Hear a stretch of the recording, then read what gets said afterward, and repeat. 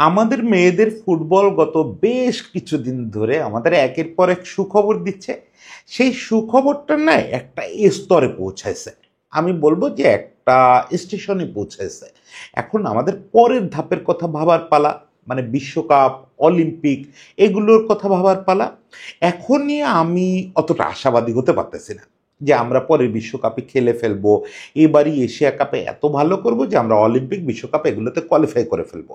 হলে তো খুবই ভালো, হলে দেখবেন আপনাদের সঙ্গেই আমি রাস্তায় নেমে গেছি, এই শরীর নিয়ে রাস্তায় নেমে যাব। কিন্তু না হলেও আমরা আমাদের কাঙ্ক্ষিত যে স্বপ্ন তার চেয়ে বহুদূর পৌঁছায় গেছি, আমরা এশিয়া কাপে চলে গেছি। ফলে এই সময় আমাদের একটু পেছন ফেরার দরকার আছে। পেছন ফিরে একটু দেখতে হবে যে আমরা আসলে কোত্থেকে আসলাম। আমাদের মেয়েদের ফুটবল নিয়ে তো ওই অর্থে কখনো নার্সিং আমরা করি নাই। সারা বছর সারাটা সময় আমরা গত দীর্ঘদিন ব্যস্ত মূলত ক্রিকেট নিয়ে। ক্রিকেটে কি হলো না হলো, ক্রিকেটে নানা রকম করতে হবে, ফুটবল নিয়েই তো ব্যস্ততা আমরা ভুলে গেছিলাম। সেখানে যেটুকু ব্যস্ততা ছিল তা ছেলেদের খেলা নিয়ে। ইনফ্যাক্ট আমাদের এখানে মেয়েদের কোনো খেলা নিয়ে কারো কোনো আগ্রহ ছিল না। ওরা গোপনে গোপনে কবে এসব অ্যাচিভমেন্ট করে ফেললো আমরা অনেকে জানি না। ফলে আমাদের এই সময় একটু ফিরে দেখা দরকার যে কোত্থেকে আসলো এই মেয়েরা, কিভাবে এই সাফল্যের এই জায়গাটায় পৌঁছালো। যে স্বপ্ন আমাদের পুরুষদের দল এখন দেখতে ভয় পায়, এইটিতে কাকতালীয়ভাবে আমরা একবার দেখে ফেলছিলাম, সেই এশিয়া কাপে মেয়েরা চলে গেল। তাহলে আমাদের একটু পেছন ফিরতে হবে। এই পেছন ফিরতে গেলে আমরা কয়েকটা ঘটনা দেখতে পারবো, কয়েকটা লোককে দেখতে পারবো। আমরা দেখতে পাবো বঙ্গবাহাদুর সাহেব আলী, বাংলাদেশ ন্যাশনাল টিমের প্রথম কোচ, ন্যাশনাল পুরুষ দলের প্রথম কোচ। এই বঙ্গবাহাদুর সাহেব আলীর একটা স্বপ্ন দেখতে পাবো। আমরা দেখতে পাবো গারো পাহাড়ের একদম নিচে কলসিন্দুর যে প্রাথমিক বিদ্যালয়, এই প্রাথমিক বিদ্যালয়ের একজন শিক্ষক মফিজউদ্দিন স্যার, এই মফিজউদ্দিন মাস্টারের কথা আমরা দেখতে পাবো। একই সঙ্গে আমরা দেখতে পাবো এর পরের ধাপে রাঙামাটির ঘাগড়া উচ্চ বিদ্যালয়, এই ঘাগড়া উচ্চ বিদ্যালয়ের 5টি মেয়েকে দেখতে পাবো। এই যে একটা একটা করে ধাপের কথা বললাম, এই 3টা ধাপ বলার পাশাপাশি আমাদের মেয়েদের এই যে মহাযাত্রা, আমি থাম্বে লিখছি মায়েদের মহাযাত্রা, আমাদের মায়েদের এই যে মহাযাত্রা সেটা সংক্ষেপে একটু আজকে বলবো। এই গল্পটা একটু বলি আসেন। দেখেন, এখন তো ফিফা অনেক নিয়ম কানুন করছে, অনেক বাধ্যবাধকতা করছে।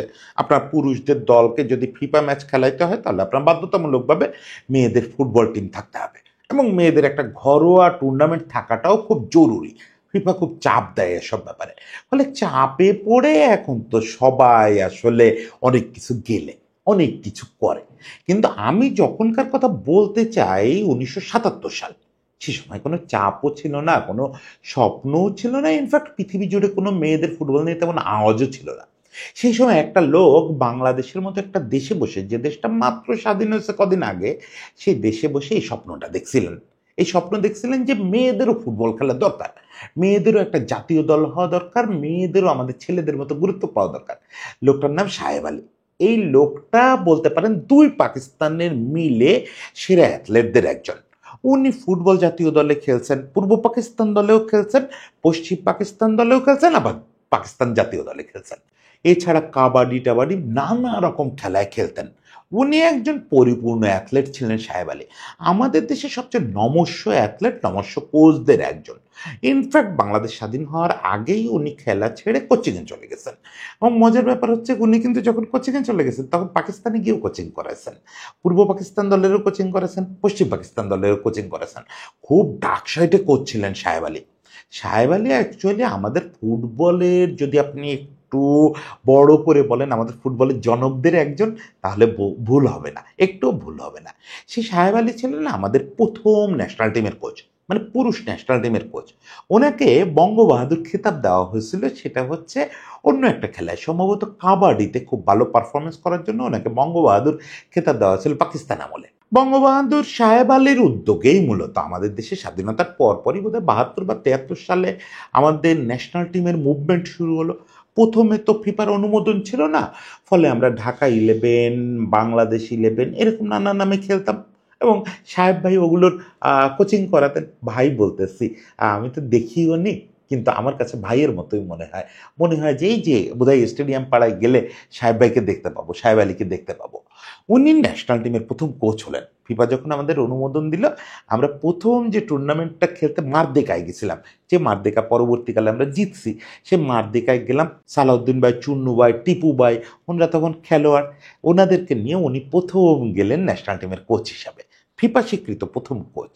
চিন্তা করেন তাহলে কত বড় গুরুত্বপূর্ণ মানুষ। এই মানুষটা কিছুদিন পরে একটা জিনিস ভাবলেন যে শুধু যে পুরুষদের দল নিয়ে দৌড়াচ্ছি, আমাদের তো আসলে আরও বিস্তৃত হওয়া দরকার। আমরা সদ্য স্বাধীন একটা দেশ, আমাদের পৃথিবীর মানচিত্রে নানাভাবে পরিচয় পৌঁছায় দিতে হবে না? সেখানে তো আরেকটা পরিচয় অবশ্যই আমাদের থাকা উচিত। ফুটবলেই আমাদের নারীদের দল থাকা উচিত, আমাদের মেয়েদেরও জাতীয় দল থাকা উচিত। ওরা কেন পিছায় থাকবে? একটা জাতীয় ফুটবল দল, পুরুষ দলের কোচ এভাবে ভাবতে পারে, তা 1977 সালে। আমি অ্যাস্ট্রোনাইট হয়ে যাই সাহেব আলীর কথা ভাবলে। সাহেব আলী বঙ্গবাহাদুর, সত্যিকারের বঙ্গবাহাদুর। 1977 সালে উনি যেটা করলেন, ভিকারুন্নিসা নূন স্কুলে চলে গেলেন। ভিকারুন্নিসা নূন স্কুল আপনারা জানেন যে সময় হচ্ছে সবসময় একটু আগায় থাকা একটা স্কুল। এখন কি অবস্থা আমি জানি না, কিন্তু আমরা যখন হিস্ট্রি পড়ি তখন দেখি বাঁকে বাঁকে ভিকারুন্নিসা নূন স্কুলের মেয়েদের অবদান আছে। ফলে উনি ওই স্কুলটাকে বেছে নিলেন, নিয়ে ওখানকার কর্তৃপক্ষের সঙ্গে কথা বলে 22টা মেয়েকে জোগাড় করলেন বিভিন্ন ক্লাসের, এই 6-এর, কেউ 7-এর, কেউ 8-এর। এই 22টা মেয়েকে এনে উনি এই যে পল্টনে প্র্যাকটিসও শুরু করে দিলেন একবারে নিজের উদ্যোগে। না আছে বাফুফের কোনো সাপোর্ট, না আছে কোনো স্পন্সর, তো তখন প্রশ্নই আসে না, পুরুষদের দলের স্পন্সর নাই। উনি একবারে পকেটের টাকা খরচ করে ওই মেয়েদের এনে নাস্তা টাস্তা করায় ওদের প্র্যাকটিস করাচ্ছেন। এবং ওই সময় উনি কোন একটা পত্রিকায়, সম্ভবত বাংলা বাজার পত্রিকায়, একটা ছোট রিপোর্ট হয়েছিল। রিপোর্টে সাহেব আলী বলতেছেন যে দেখো, এই যাদের নিয়ে কাজ করতেছি, এই ভিতর থেকে 7-8টা কোয়ালিটি ফুটবলার আসবে যারা জাতীয় দলে খেলবে। এবং উনি ওই সময় স্বপ্ন দেখতেছেন যে এদের ভিতর থেকে একটা জাতীয় দল হবে। তখন উনি প্ল্যানটাও বলতেছেন যে আজকে ভিকারুন্নিসা আসছে, কালকে অমুক স্কুল আসবে, তমুক স্কুল আসবে, একসময় এখান থেকে প্রপার একটা জাতীয় দল হবে। আর অল্প কয়দিন উনি জাস্ট দেখতে পাচ্ছিলেন। কিন্তু খুবই দুর্ভাগ্যজনকভাবে কয়েক মাসের মধ্যে ওনার এই প্রকল্পটা থেমে যায়, ওনার এই স্বপ্নটা থেমে যায়। সেটার মূল কারণ দুটো। একটা হচ্ছে সামাজিক একটা প্রতিকূলতা ছিল, এটা আমাদের মানতে হবে। 1977 সালে আসলে আমাদের সোশ্যাল অ্যাকসেপ্টেন্স এরকম ছিল না যে মেয়েরা খেলার পোশাক টোশাক পরে ফুটবল খেলে বেড়াবে, পল্টনে তাও। এটা কঠিন ছিল। সেটা সাহেব আলীর দৃঢ়তার সামনে লোকজনের কথা বলতে ভয় হতো। কিন্তু মূল যে ক্রাইসিসটা সাহেব ভাই পড়লেন, সেটা হচ্ছে যে টাকা কোত্থেকে পাবেন? 22-23টা মেয়েকে প্রতিদিন আনে, অ্যাটলিস্ট তাদের হাতে একটু তো নাস্তা দেওয়া লাগে, একটু সিঙ্গড়া, এক কাপ চা। চা হয়তো মেয়েরা সাহেবের সামনে খেত না, বা এমনিও খেত কিনা জানি না, কিন্তু একটা সিঙ্গড়া সামোসা তো দেওয়া লাগে। এখন সাহেব নিজেও তো মানে অত ধনী মানুষ না, সারা জীবন ফুটবল মাঠে সময় কাটাইছেন। আপনারা বুঝেন যে 70-এর দশক, মানে যে লোক মূলত 30s-এর খেলোয়াড়, সেই লোক 70-এর দশকে তখন তো প্রায় বৃদ্ধ, মানে বৃদ্ধ না, পৌড়ো একজন মানুষ। তার পক্ষে প্রতিদিন এই টাকাগুলো ম্যানেজ করা কঠিন, কেউ সাপোর্ট দেয় না। ফলে উদ্যোগটা আসলে বেঁচতে গেল, ওখানে শেষ হয়ে গেল। সাহেবের স্বপ্নটা আপনি কি বলবেন শেষ হয়ে গেল? না, সাহেবের স্বপ্নটাই তো আজকে আমরা এখানে আসছি। সাহেব 2004 সালে মারা গেছেন, ফলে সাহেব ভাই আমাদের এই স্বপ্নটা দেখে যেতে পারেন নাই। যে উনি 1977 সালে যে ছোট্ট একটা বীজ বপন করছিলেন এই ঢাকায়, সেই বীজটা আজকে কত বড় একটা বট বৃক্ষে পরিণত হয়েছে। এরপর 77 থেকে 2000-এর শুরু পর্যন্ত আমাদের এখানে আর মেয়েদের ফুটবল নিয়ে কিচ্ছু হয় নাই। হ্যাঁ, কয়েকজন বিচ্ছিন্নভাবে বিভিন্ন সময় ফুটবল ফেডারেশনের 2-1 জন ব্যক্তি উদ্যোগে, ব্যক্তি স্বপ্নে শুরু করার চেষ্টা করছেন, আবার থমকে গেছে। এর মধ্যে আমাদের সাংবাদিক পুতুলাপা, আমার মনে আছে, এটা আমি কোথাও পেলাম না, কিন্তু এটা আমি রিকল করতে পারি। মেয়েরা যখন বাস্কেটবল খেলতেছে, ক্রিকেট খেলতেছে, কাবাডি খেলতেছে, আমার মনে পড়ে পুতুলাপা সাংবাদিক কাম ক্রীড়া সংগঠক ছিলেন। পুতুলাপা একজন অসাধারণ মানুষ। পুতুলাপা এখন কোথায়, যোগাযোগ হয় না আমার সঙ্গে। ক্রিকেটের সংগঠক ছিলেন, সাঁতারের সংগঠক ছিলেন। পুতুলাপা যে কি না করতো, আবার রিপোর্টিং করতো, কত কষ্ট করছে মেয়েদের জন্য।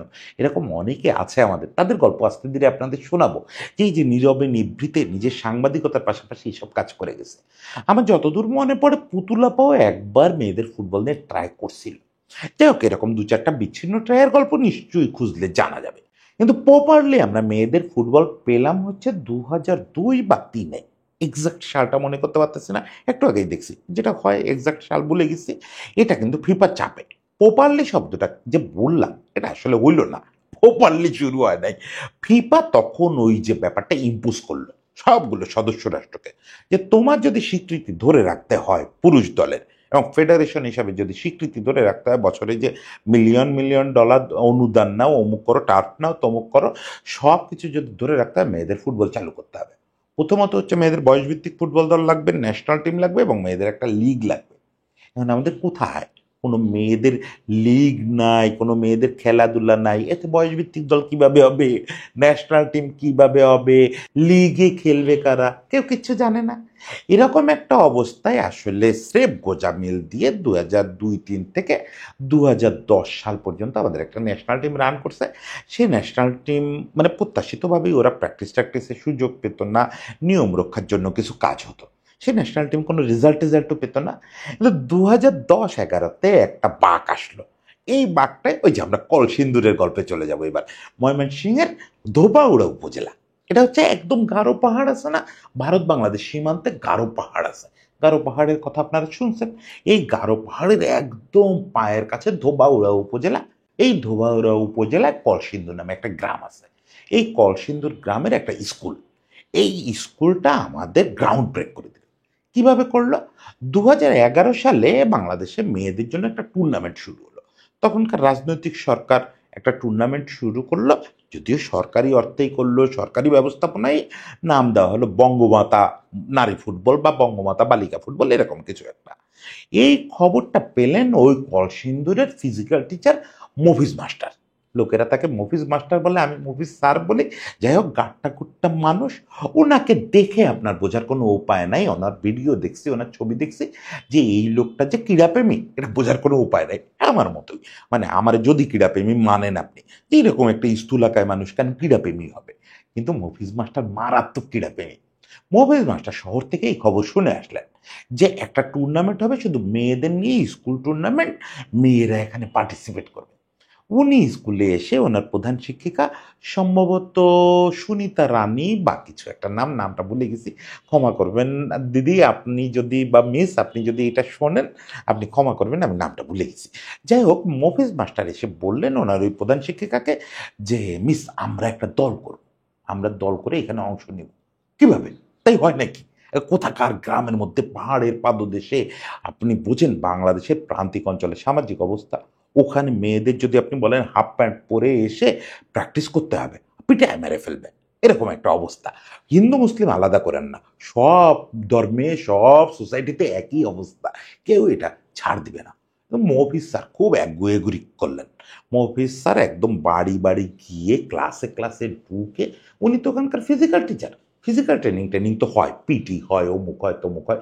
উনি মেয়েদের বললেন, মারে তোরা ফুটবল খেল, আমি ফুটবল কিনে দিচ্ছি, আমি এই যে মাঠ ঠিক করে দিচ্ছি, মাঠে তো ছেলেরা পাশে খেলে, ওখানে তোরা খেলবি, প্র্যাকটিস করবি। প্রথম দিকে কিন্তু ওরা স্কুল ড্রেস পরে অথবা 3 পিস পরে খেলতো। আমি সেই সময় একটা ছবি দেখছি। শুরুতেই উনি ধাক্কাটা দিতে চান নাই, যে আগে ওদের একটু বেসিক স্কিল ডেভেলপ হোক, তারপরে দেখবো না। উনি এইভাবে আস্তে আস্তে শুরু করলেন। একটা সময় পোশাকেও চেঞ্জ দিলেন, জার্সি পরা, শর্টস পরা, এবং শর্টসটা খুব শোভনীয়ভাবে যাতে পরা যায়, শর্টসের নিচে আবার লম্বা প্যান্ট পরার ব্যবস্থা। আমি জানি না এটা ওনার মাথা থেকে আসছে নাকি আগে থেকে আমাদের এখানে কালচারে ছিল। যাই হোক, ব্যাপারটা যাতে সোসাইটিতে আহত না করে, আমাদের এটাও তো মনে রাখতে হবে, আমাদের সোশ্যাল যে ভ্যালুস, এটা তো হঠাৎ করে গড়ে ওঠে নাই, এটা দিনের পর দিন আমাদের মুরব্বীরা, আমাদের বয়স্করা এই ভ্যালুসটা তৈরি করছেন। তাদেরও তো আসলে আহত করা যাবে না। হঠাৎ করে আপনি একটা বিপ্লব করতে পারবেন না, মানে পারবেন না, মানে কেউ বাধা দিক বা না দিক, এটা উচিত হয় না। ফলে আপনার আসলে একটা ব্যালেন্স করে এগোতে হয়। সেই ব্যালেন্স করার কাজটা দারুণ করলেন মফিজ মাস্টার, দারুণ করলেন। এলাকার লোকজনকে সম্পৃক্ত করার চেষ্টা করলেন। এলাকার লোকজন শুরুতে নাকি পাশে ছিল না, ইনফ্যাক্ট ওনার পাশে তেমন কেউই ছিল না। ওই প্রধান শিক্ষিকা ছিলেন, ওই স্কুলের একজন শরীরচর্চা শিক্ষক বোধহয় আলাদা ছিলেন, উনি ছিলেন, আর মেয়েরা ছিলেন।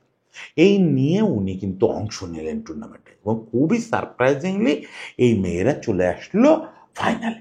ফাইনালে এসে হেরে গেল। এখন কথা হচ্ছে, এই মেয়েদের কথা কেন বলতেছি, আপনি কি কল্পনা করতে পারেন?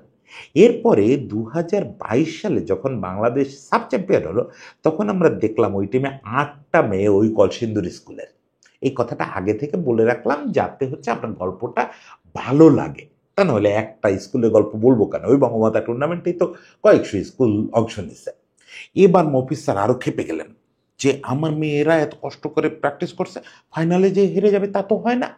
উনি ফিরলেন, ফিরে দেখেন মফিজ স্যারের তো কোনো কোচিং ট্রেনিং নাই, ওই শরীরচর্চা শিক্ষকেরও নাই, ওই স্কুলে কেউই ফুটবলের কোনো বেসিক জানে না।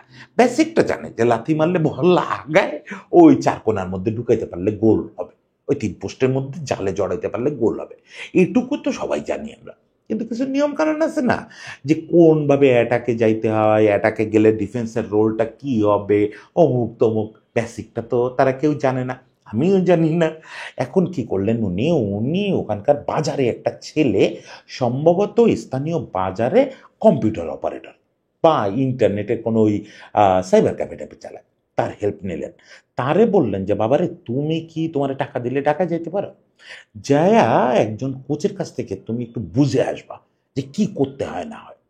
ওই ছেলে ঢাকা আসলো, কোন কোচের হেল্প নিয়েছিল আমি জানি না, ওই কোচের কাছ থেকে সে কিছু বেসিক জিনিস শিখে নিয়ে গেল, ইনফ্যাক্ট বেসিক জিনিস সে ওই তার কম্পিউটারে সেট আপ দিয়ে নিয়ে গেল। মানে সেট আপ তো না, কিছু ফাইল হয়তো নিয়ে গেছে বা কিছু ভিডিও নিয়ে গেছে, যেখানে হয়তো ওই যে গ্রাফ করে দেখানো আছে যে কিভাবে কি করতে হয় অমুক তমুক, ওই জিনিসগুলো নিয়ে সে মাঠে গেল।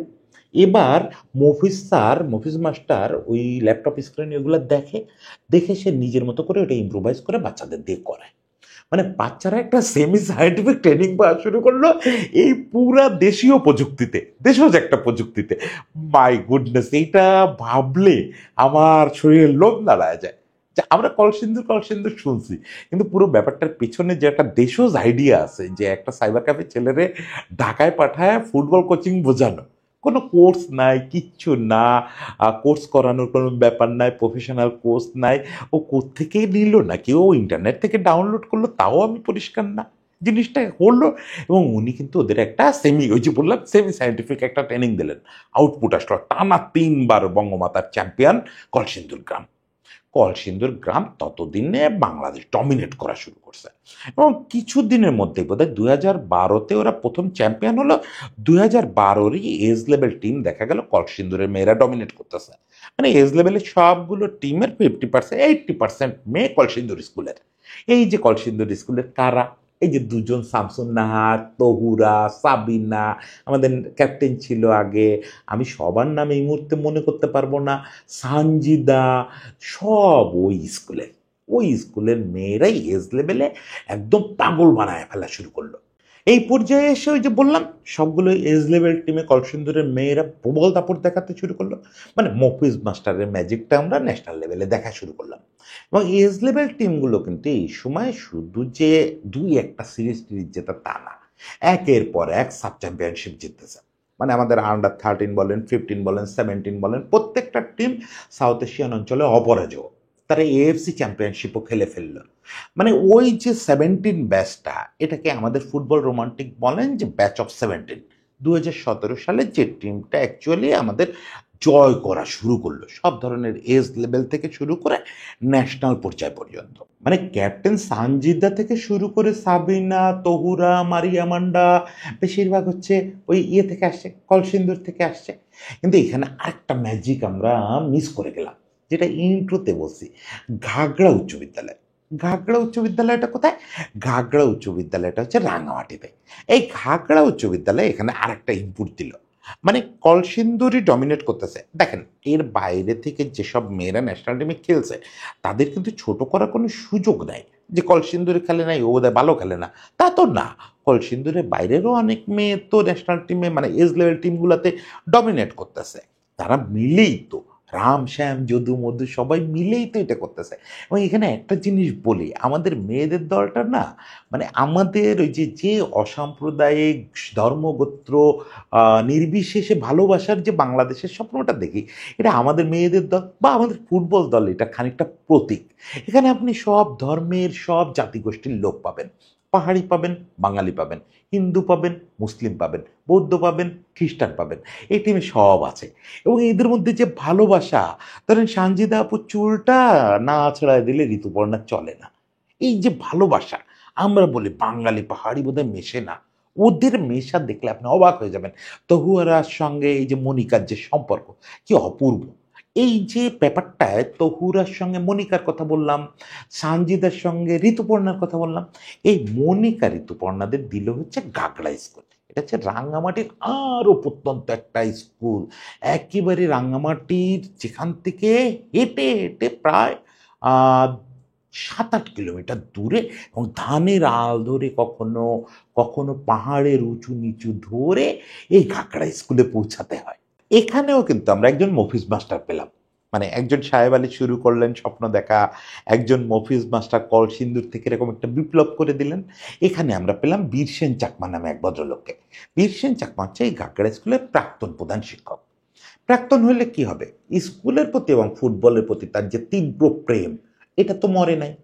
ফলে উনি যখন দেখলেন যে বাংলাদেশে বাচ্চা মেয়েদের এই একটা জোয়ার চলতেছে, এবং উনি তো একজন পাহাড়ি হিসাবে উনি জানেন যে এই জাতিগোষ্ঠীগুলোর মধ্যে এই যে শারীরিক দক্ষতা, স্কিল, এগুলো ইনহেরিটেন্ট ভাবে বেশ ভালো।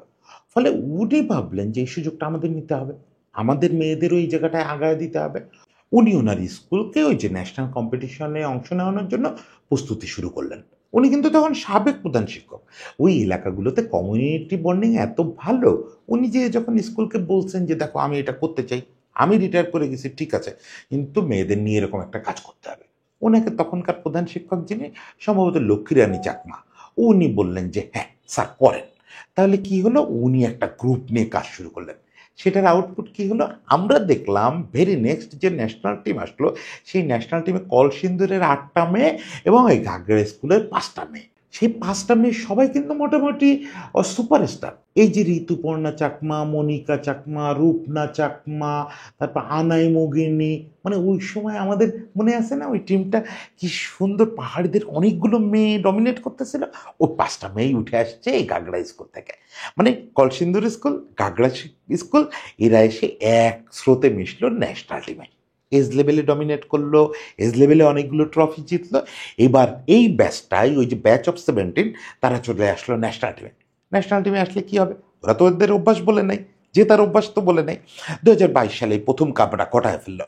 এর আগ পর্যন্ত আমরা সাপে যে ন্যাশনাল টিম আমাদের যেত মেয়েদের, ওই যে বলছি 2003-4 থেকে আমাদের টুকটাক খেলা শুরু হয়েছিল, তারপর 2010 থেকে আমরা সাফ খেলতেছি, কিন্তু কোনোদিন তেমন কোনো রেজাল্ট পাই নাই। নেপালের কাছেও আমরা 3-0, 5-0 গোলে হারতাম। এই কদিন আগে তো এই যে মিয়ানমারে আমরা এতগুলো গোল দিলাম, সে মিয়ানমারের কাছেও 5-0 গোলে হারছি। সে পুরো চিত্রটা বদলায় দিল এই ব্যাচ অফ 17টা। এরা ন্যাশনাল টিমে এসে 2022 সালে এই ন্যাশনাল টিমকে চ্যাম্পিয়ন বানায় ফেললো সাফে। আর সেই যে সম্বর্ধনা আপনাদের মনে আছে, এই ঋতুপর্ণা মাথা কাটছিল ওই ফ্লাইওভারে না কিসে টাক লেগে, ছাদখোলা বাসে করে সম্বর্ধনা দিয়ে আনতেছিল, সেই সময় ফ্লাইওভারে না কিসে টাক লেগে মাথা কাটছিল। সেই থেকে শুরু করে তাদের ডমিনেশনটা শুরু হলো। অবশেষে 2024-এ আবারও চ্যাম্পিয়ন হলো, আবারও সম্বর্ধনা পেল। ওখান থেকে এবার আরেক পর্বের উত্থান। এবং যখন 2022 ওরা চ্যাম্পিয়ন হলো, তখন ক্যাপ্টেন ছিল সম্ভবত সানজিদা। সানজিদা একটা কথা বলছিল, কথাটা আমার কানে লেগে আছে।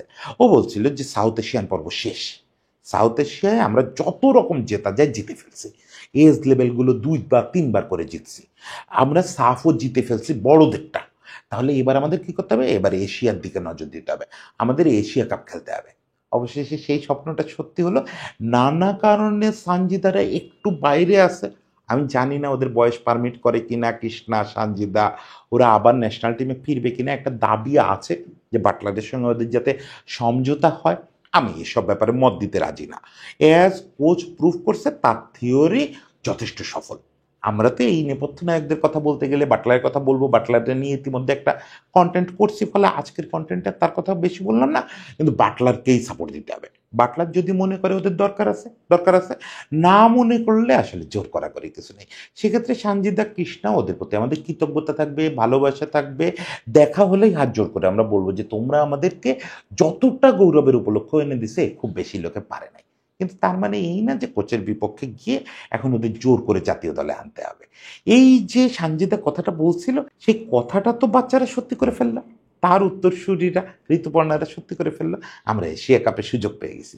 হ্যাঁ, এখন ওই যে শুরুতে যেটা বললাম, ফেসবুকে স্বপ্ন দেখতেছি, অনেকেই স্বপ্ন দেখতেছেন যে 3টা ম্যাচ জিতলে বিশ্বকাপ, 4টা ম্যাচ জিতলে অলিম্পিক, কত রকম স্বপ্ন তো সামনে চলে আসছে। সব স্বপ্ন এখনই রিয়েলিস্টিক না হয়তো, ওই যে বললাম যে যদি এর কোনো স্বপ্ন সত্যি হয় রাস্তায় নেমে যাব, এই শরীর নিয়ে রাস্তায় নেমে যাব। কিন্তু যদি এর কোনো স্বপ্ন পূরণ না হয় একটু হতাশ হবেন না। এই যে আমরা এশিয়া কাপ খেলতে যাচ্ছি, সবগুলো ম্যাচ আমরা বড় ব্যবধানে হেরে আসার সম্ভাবনাই বেশি। চাইনিজ তাইপে, অস্ট্রেলিয়া, চায়না এইসব টিমের সঙ্গে আমাদের খেলতে হবে। বাইরে ভাই এরা ওয়ার্ল্ড ডমিনেট করে, ফলে এদের সঙ্গে যা রেজাল্ট করবে তাই আমাদের জন্য 100-তে 100। আমরা এখন শুধু স্বপ্ন দেখি যে আর কিছুদিনের মধ্যে আর একটা কোনো স্কুল, আরও 5টা স্কুল এটার সঙ্গে অ্যাড হবে, কলসিন্দুর, ঘাগড়া এরকম সব অ্যাড হবে। অ্যাড হয়ে তারা পরের ধাপে নিয়ে যাবে। এটা রাতারাতি না হোক, আমরা একটা বেঞ্চে পৌঁছাই গেছি, নেক্সট বেঞ্চ মার্কের অপেক্ষায় থাকলাম। তার আগ পর্যন্ত বঙ্গবাহাদুর সাহেব আলী, তার আগ পর্যন্ত মফিজ মাস্টার, তার আগ পর্যন্ত বীর সেন চাকমা, এই সব নায়কদের, নেপথ্য নায়কদের আমরা মনে রাখি, অবশ্যই পিটার বাটলারকেও মনে রাখি। আচ্ছা, আর একটা লোকের নাম বলা হয়নি, গোলাম রাব্বানি ছোটন, আমাদের ছোটন ভাই। এই বাটলার দায়িত্ব নেওয়ার আগ পর্যন্ত ওই যে এজ লেভেলের সাফল্য, এই সময়টা কিন্তু ছোটন ভাই টিমটা চালাইছে। এটাকে আমরা বলতাম ছোটন ভাইয়ের, আমি বলতাম ছোটন ভাইয়ের মেয়েদের দল। ছোটন ভাই এই মেয়েদের নিয়ে কোনো রকম লিগ টিক ছাড়া রাত দিন ক্যাম্প করে সাকসেসগুলো আনছে। ফলে ছোটন ভাইয়ের প্রতিও আমাদের কৃতজ্ঞ থাকতে হবে। এই ধাপে ধাপে যারা আমাদেরকে এখানে নিয়ে আসছেন সবার প্রতি কৃতজ্ঞতা, সবার প্রতি ভালোবাসা। এখন নতুন দিনের জন্য অপেক্ষা থাকলো। সবাই ভালো থাকবেন।